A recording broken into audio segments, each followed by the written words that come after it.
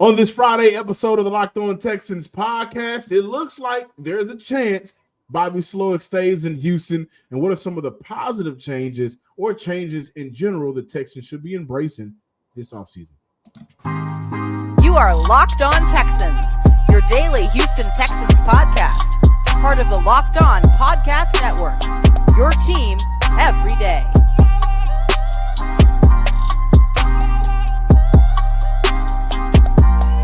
Welcome. Y'all know what it is. A Friday episode of the Locked On Texans podcast, a part of the Locked On Podcast Network, your team every day. All of our first-time listeners, thank you for stopping by. Come on, sit down. Mi casa, su casa. If this is your first time, please subscribe, like, and comment to the Locked On Texans podcast. And follow us on Twitter at Locked On Texans. Subscribe wherever you get your podcast, including YouTube. And if you are one of our returning family members coming back to the kickback, thank you for lending your ear for another episode as we continue to talk Texans here on the Locked On Texans podcast. I am your Texans football analyst. 4 eyes for a reason. I see it all, right? John, some sports guy Hickman. And, of course, on the other side of the screen, one of the hardest working men in the Texans media, Sports Illustrated's own Texans Credential Media member, Cody Davis. We are looking at the YouTube comments today. We'll be taking a trip to YouTube, one of my favorite parts. Honestly, I can't name too many favorite parts of the show than talking and hearing from you guys and responding to some of your comments. What changes should the Texans embrace this offseason as this team is having realistic expectations moving forward? And we look at the possibility Bobby Slowik staying in Houston, but today's episode is brought to you by FanDuel. Make every moment more. Right now, new customers get $150 in bonus bets guaranteed when you place a $5 bet. Visit FanDuel.com/lockedon to get started. Cody, as of right now, the Panthers have filled their job. The Vegas Raiders have filled their job. The Chargers have filled their job. The Falcons have filled their job. The Tennessee Titans has filled their job. The New England Patriots has filled their job. So there's only, as of right now, as we record, there's only 2 available head coaching spots in the NFL. That is the Washington Commanders and the Seattle Seahawks. Chances of Bobby Slowik leaving starting to become slim, and chances of him staying is starting to come more realistic by the day. This puts me in the mind of last season. Ben Johnson could have left, hot OC candidate, hot head coaching candidate last year for the Detroit Lions, OC for the Lions, and he came back to the Lions this year, and that helped out. Saw some success there in the NFC Championship game. Bobby Slowik, is he staying? Is he leaving? What is he doing? It's really looking like that Bobby Slowik will be staying in Houston. I'm going to put it at 95% unless something drastically changed over the next, let's say week. And that's going to be very important because, John, you just finished talking about, look, there's only 2 NFL head coaching vacancies left, the Washington Commanders and the Seattle Seahawks.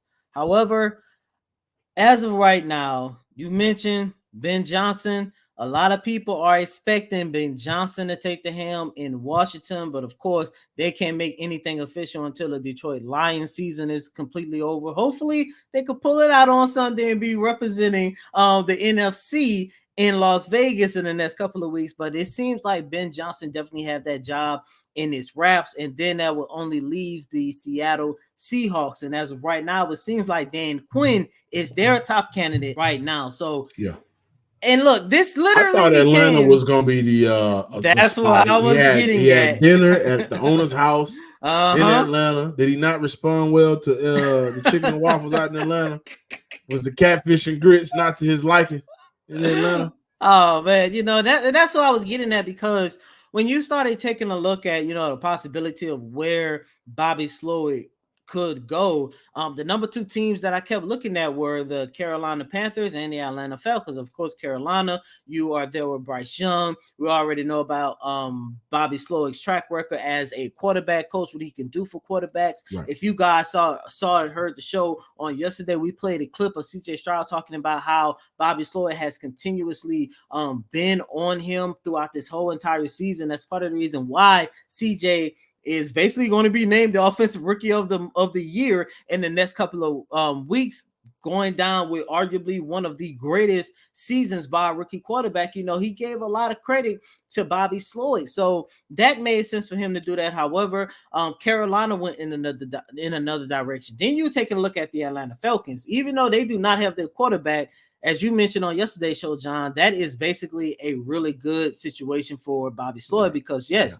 You might need the quarterback in Atlanta. However, you have weapons all around. And once again, when you take a look at Bobby Slowik's track record, it seemed like all he needs is a quarterback with some solid talent. And the next thing you know, he could take that and help it get to the next level. But as of right now, it seems like the reality of the situation is Bobby Slowik would definitely remain in Houston. Like I said, I would give it at a 95% chance. And I would say at least wait until the next week. But I do believe that staying in Houston, as you and I talked a lot about on this show, is the best case scenario for Bobby Slowik, especially when you take a look at what happened in Detroit with Ben Johnson. Remember, Ben Johnson was also a candidate for the Houston Texans last year. Yeah. And look, it worked out for everybody, I must say. But man, I just love what Ben Johnson did. He just had the experience going through the interview process, went back for a year, made the Detroit Lions even better. And now look, they're on the verge of their first Super Bowl appearance in franchise history. And, you know, like I just mentioned, it seems like he's definitely have that job in Washington as a wrap. But look, Bobby Slowik, do not get down or depressed or anything like that, because I guarantee you in the next 365 days, we'll be probably having a different conversation when you look at Bobby Slowik. Yeah, and another thing with Bobby Slowik and the potential of him staying, first and foremost, this is a business, the NFL, and a curveball can happen at any moment, right? And something may happen, and Bobby Slowik could be named the head coach of maybe the Seattle Seahawks, who has a quarterback in Geno Smith, or maybe the head coach of the Washington Commanders, who can draft their own quarterback this upcoming season. And so he'll get an opportunity to get a hand on a quarterback that he wants. But we talk about yesterday, worst case scenario or things Houston should be afraid of, which was losing out on both Gerard Johnson and Bobby Slowik in one off season. I'll tell you what, man. Again, if you go back to one of the press conferences, I want to say it was last week, D'Amico Ryan said that he has encouraged Bobby Slowik to make sure that it's the right situation. Yeah, it was 2 weeks ago. 2 weeks ago. And the reality is, what better situation does Bobby Slowik have out there outside of being a head coach, but situation-wise, than staying in Houston? Now, you know, of course, everybody coaches to eventually be a head coach at some level one day. But I think the last hope was Atlanta. And since it's not Atlanta, I think those other two franchises has their mind made up, but I also think Bobby Slowik is probably looking at it and saying to himself, if I return back and we replicate some of the same success, if not better, who's to say that they won't come calling next year? And when you look around the NFL, I don't know how much longer Mike McCarthy has left in Dallas, right? I don't know how much longer Robert Saleh has left in New York. Right, I don't know how long some of these other coaches has around, even in Jacksonville. I don't know how long Jacksonville, because this is a "what have you done for me lately" league. I don't know how long Doug Peterson stays in Jacksonville, which I'm just throwing their name out, but specifically Dallas and the New York Jets. Bobby Slowik could potentially be an even hotter name for a team that will be set up for more success when he steps in next year than what it possibly could be this year, especially considering that him and Atlanta didn't reach the terms. And so this is, I think, if Bobby Slowik stays, this is a blessing for both Bobby and both the Houston Texans. Also considering how long does Gerard Johnson stay a Texan? That's the right? big He's a one hot right there. name for offensive coordinator in the NFL, and some teams are gonna look to get that void filled. And so I'm actually happy for Bobby, because ultimately the last game the Texans played in, they only scored 3 points offensively. And I do believe that somewhere during the interviews, and I could be 100% wrong, but that conversation came up, right? Your philosophy. Okay, what is your philosophy? That's your philosophy. Okay, well, how can you combat? And, we like you. We love your attitude. You're interviewing well, but the last time we saw you, right? And so it's an opportunity for him to come back, build with who we all believe is going to be an elite quarterback in CJ Stroud. They're going to put weapons around their quarterback. They're going to put weapons on this offense. They're going to improve in different areas. And Bobby may have an opportunity next year when he gets more pieces and more weapons to really blow this thing out the water. Some of us will say he was handicapped this year because of the lack of the run game and the consistency of it. Or there was times that maybe some of those plays that needed for a little bit of extra protection from the offensive line, you were not able to call consistently to open up some of the offense in this playbook. Let's say you go out there and you add these weapons, you may be looking at a more explosive offense with a quarterback that we all believe is a general. So for Bobby, you come back next year, oh yeah, I think y'all will come calling now. Here's my resume. Here's my LinkedIn. Check it out. You know what I can do. But I hate that he didn't get an opportunity to go get them Henny Moses in Atlanta doing brunch on a bye week. Welcome to Atlanta, Bobby, with Ludacris in the background, coming off of Hartsfield, probably the worst airport in the country. But Bobby is possibly staying, so we'll wait to see what happens with him and Gerard Johnson as well. This episode is brought to you by our sponsor, BetterHelp. Sometimes we all need the opportunity to get something off our chest, big or small. Certain things can really start to get to you. It's important to let that out, especially to someone who's unbiased on your life. So today, open floor. I want to say how I really feel about something. And right now, that is the Houston Rockets. You guys are pissing me off. This is real aggression coming out too, by the way. Figure it out offensively. Will Jalen run with your second unit? It looks like he's better when the offense is running out of space, and he's better when he's not playing with Fred VanVleet. What are you going to do? Can Whitmore get more minutes? Because it looks like he's a better fit with Fred than Jalen. And then maybe you get Jalen on the bench. And then maybe you see some more offense out of him. What are you going to do, Ime? What are you going to do? You don't got Jason Tatum and Jalen Brown no more. You got young guys. And please, for the love of God, stop having Jabari Smith camp out on the wing 3. Please. Thought it was a Silas problem, but what do I know? Okay. All right, now we're back to it. I had to get that out of my chest. Honestly, I really did. I've been holding it in. But it's important to get things off of your chest. It's important to relieve some of that stress. And it's important to find every avenue you can to do that. And with therapy can be different for everyone. Most of us have bigger problems than our favorite sports team, like myself. I also have my bigger problems. I'm an advocate of therapy. And it's important to get things off your chest every once in a while. If you're thinking of starting therapy, give BetterHelp a try. It's entirely online, designed to be flexible and suitable to your schedule. Visit BetterHelp.com/locked on to get 10% off your first month. That's BetterHelp, HELP.com/locked on. And with the NFL regular season now wrapping up, we only got a couple of weeks left, but you do have the NBA still in action. There's no better time to get in on the action with FanDuel, America's #1 sports book, because right now new customers get $150 in bonus bets guaranteed when you place a $5 bet. That's $150 in bonus bets, win or lose. The app is easy to use, guys, and there are so many different ways to place your bets. You got live same game parlays.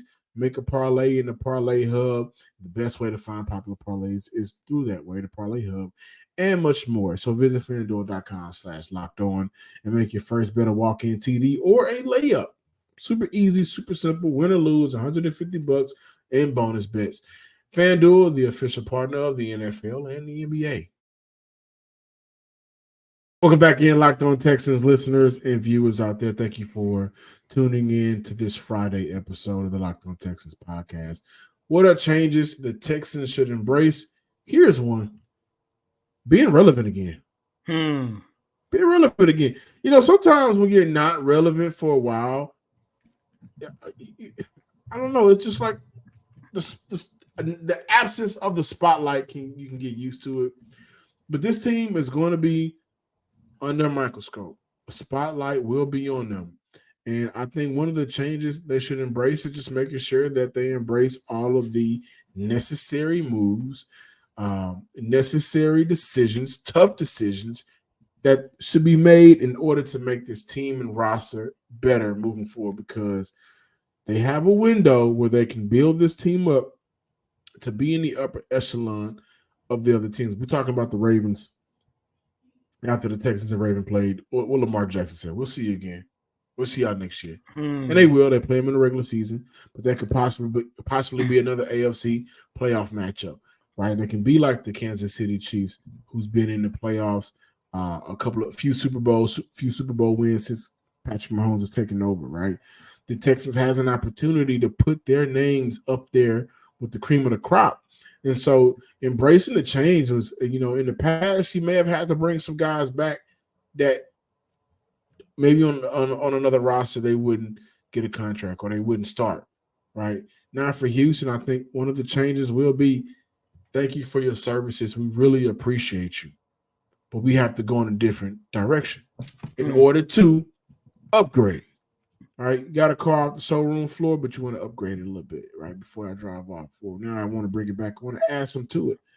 That's what the Houston Texans have in front of them. That's their opportunity. They can be a whole lot better next year. But I also think in order to be better, you have to do better. And doing better is making some of these tougher decisions that in the past you probably had to eat in order to have players on this team.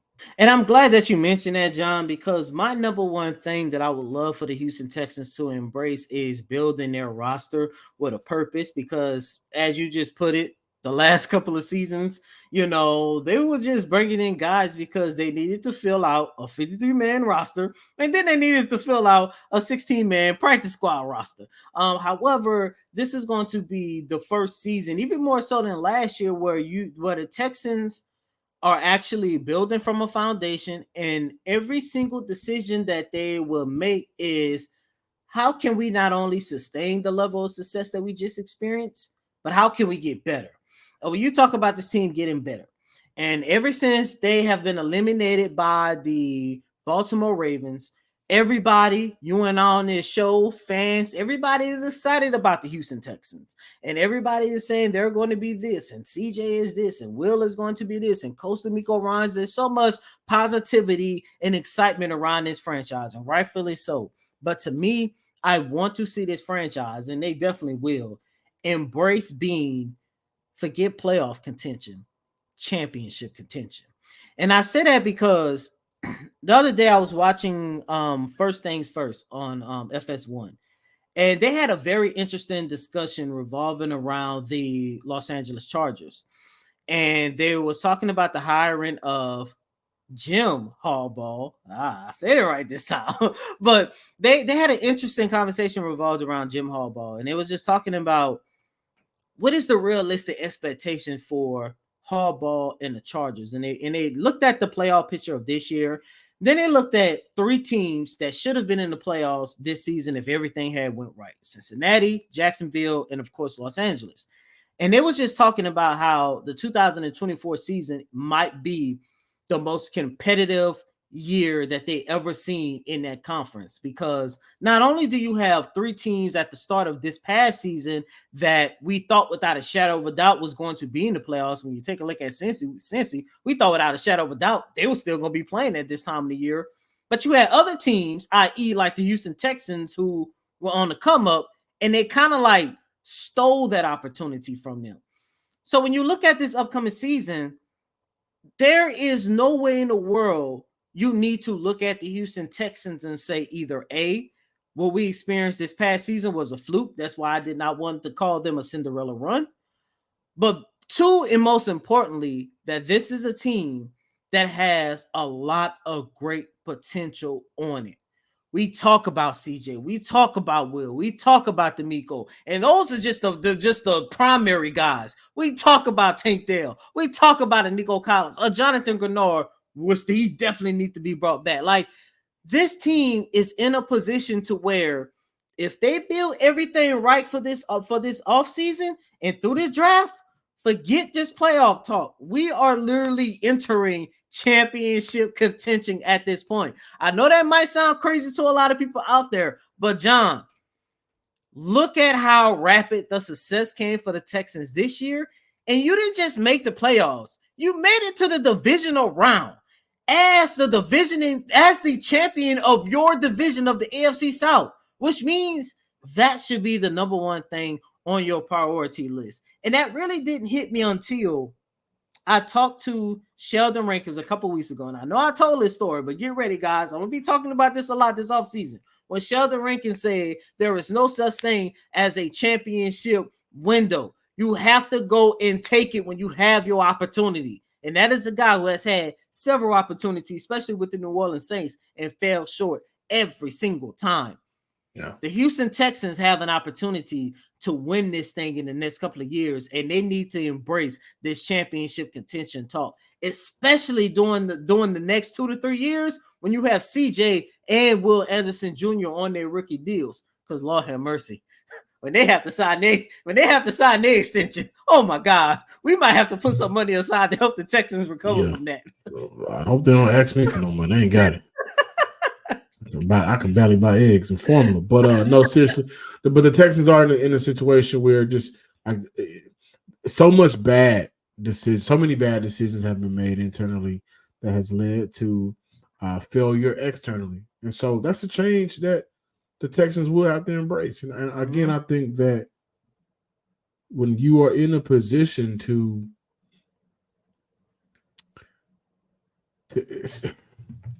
when you're in a position to get better, like perfect example, the Rams trading Jared Goff for Matthew Stafford. Mm-hmm. Now that immediately resulted into a Super Bowl win, but that's a tough decision to make. There's other decisions out there to make where it's like drafting Aaron Rodgers when you still have Brett Favre, drafting Jordan Love when you still have you have to make some of these tougher decisions in order to extend your greatness, extend the success of your franchise, and maybe drafting Aaron Rodgers and Jordan Love isn't the one. But like some of the front office decisions that Nick Caserio would have to make this year, along with D'Amico Ryans, is going to be interesting to watch. Speaking of tough decisions, I got one for you. Should you pick the more than or less than on 2 to 6 player stat projections on prospects? And this can get really tough because if you hit on your more than less than, you can sit back and watch the winnings roll in.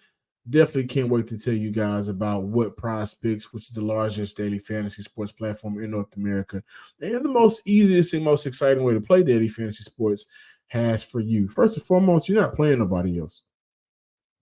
You're playing the numbers. You pick the more than or less than on 2 to 6 player stat projections. Prospects also offers a reboot policy so that your entries stay in play even if one of your players gets injured for football and basketball games. If you have a player who exits the game in the first half and does not return in the second half, that player is rebooted. Prospects is the only daily fantasy sports platform with an insurance policy. You also can play alongside some of Prospects' biggest and most favorite players like rapper Meek Mill and comedian Andrew Schultz. You can now find community plays under the promo tab of the app to view entries from some of the biggest names in the Prospects community. Go to prospects.com or download the app on your phone and use promo code all lowercase locked on NFL for a first deposit match up to $100. Again, go to prospects.com or download the app on your phone and use promo code locked on NFL for a first time deposit match up to $100. Welcome back in, Locked On Texans listeners and viewers. Before we close out today's show, I want to give some love to Dino Vasso really quickly, man. Dino's been a guy that I've liked Dino and what he's brought to this franchise since he got to Houston. He started with the Texans back in 2016. From 2016 to 2020, then he went to Philly for a couple of years. But when you look at helping develop Derek Stingley, what he's been able to get out of Steven Nelson, right? And you really think about it, just the cornerback group in itself, Desmond King, for 3 seasons, he's been just a good coach. And I wonder at what point we look at around the league, got assistant coaches getting coordinator positions, and a lot of people getting these promotions. How long before we start to see Dino Vasso's name, especially now that he'd be under the D'Amico Ryans coaching tree in a sense, defensive side of the ball? That's pretty dope to see. But Dino, again, man, he's a former NFL player, a former football player, been with the Houston Texans, since 2021. Cornerback coach, but he's done a very good job of just coming in, fitting in, and help coaching up these guys, man. So I just want to take time out to shout out Dino, but let's travel to the YouTube comments. And the first one that I see, Joe Wood, 1055 playoff game episode. I think the game changed with the trick play immediately after the great Singletary run. Go to how you feel about that. I like the trick play. It just didn't work because, one, there was no momentum established throughout the whole entire game. But two, and most importantly, you was playing against arguably the best defensive team in the league. And CJ didn't get no zip on that ball too, by the way. No, he didn't. If that ball gets zipped out of there, you may see a bigger game. I don't know what was going on with the Texans, especially on the offensive side of the ball. From the very first snap, I'm sitting inside of M&T Bank Stadium, and I'm thinking to myself, they just look out of sync. I mean, all you got to do is go back and take a – because that trick play came in the third quarter. I think the first possession of the third quarter that the Texans had the ball. But all you got to do is go back and just take a look at that first quarter in general. But they had 5 or 6 penalties for 40 yards. They just look out of sync, man. I like the double – trick reverse play. I really did. But I would have loved to have seen that in a game. One, I would much rather Bobby Slowik have called that play inside of NRG Stadium. One of the few negatives that I have noticed about this team, they was better at home than they were on the road. And I think that is probably the only time where you can honestly say the youth and the inexperience of the Texans regarding majority of their players came into play, because that's something that you see in a lot of young teams, regardless of the sport and players, that they are better at home than on the road. But to and most importantly, if they just had just a little bit more chemistry, a little bit more momentum, I think that play would have worked out a lot better. Yeah. A couple of guys are not necessarily feeling bringing back John Grenard for a lot of money. Yeah. Ben Friedman, 8236 said $18 million is a bit much for Grenard. I think he's more of a $13 to $16 million range. Maybe include some incentives that can push it to 18. But I wouldn't make that his outright salary. Would like to see us go after Chris Jones in free agency. And Jacorian Adams said Jonathan Grenard is very injury prone. I'll tell you what, guys, the Texans only offer him $13 to $16 million. He's going to be out the door. That's just the facts of it. Grenard is an upside player. You live with the upside he brings to this team. Again, I don't believe Houston should move on from him unless they get a player that's an upgrade, with higher upside, with a higher ceiling than Grenard has. Josh Allen. Josh Allen is one of them. Brian Burns can be considered one of them. I don't know if I would take Brian Burns. And I'm looking at Burns and I'm looking at Grenard and I'm thinking to myself, man, who would I rather have? But I'm telling you, 13 to 16 million. Thank you guys for drafting me. I appreciate it. D'Amico, thank you for what you've taught me, but I gotta go find somewhere else to go. So yeah. And I am starting to see that a lot. People are not necessarily wanting to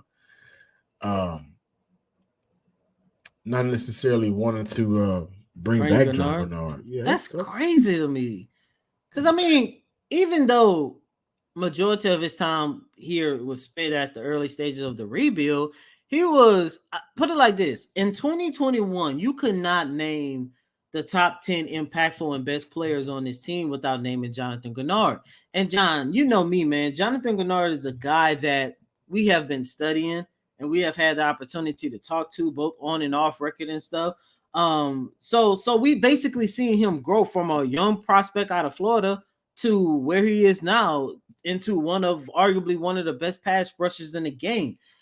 And I'm just looking at it from a standpoint, I don't know why people may not want to bring Gennard back when he has been a staple of this defense ever since the team brought him in. I mean, like I said a couple of days ago, he just needed two things to work his way: health and an upgraded version of a defensive scheme that he could work in. He got both of those in one season, and he ended up having 12 and a half sacks, career highs across the board. He has had so much of a good season. People are debating whether or not he should have gotten the Pro Bowl nod over Will Anderson Jr.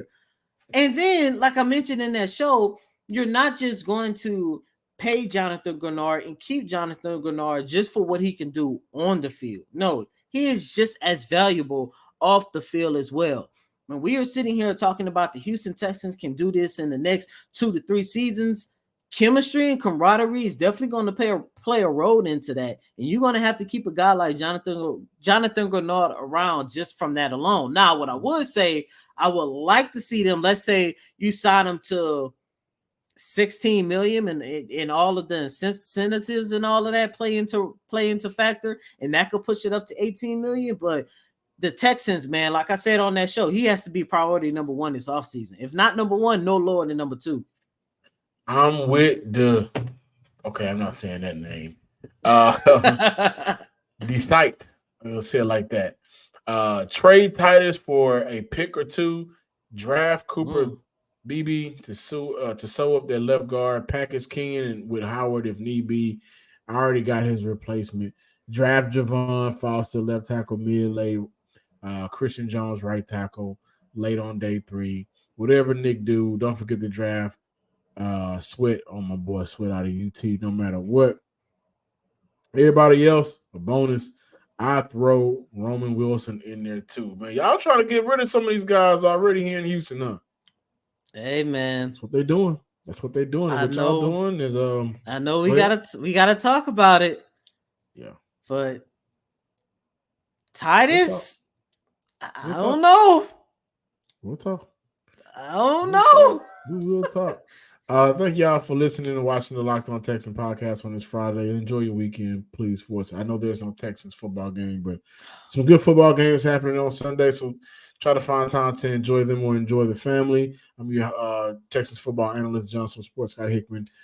Subscribe, like, and comment to the Locked On Texans podcast on YouTube or wherever you get your podcasts. And as always, I'm your host, Cody M. Davis. Please remember to follow me on Twitter at Cody Davis _24. Once again, it's Cody COTY DAVIS _24. Until next time, ladies and gentlemen, peace.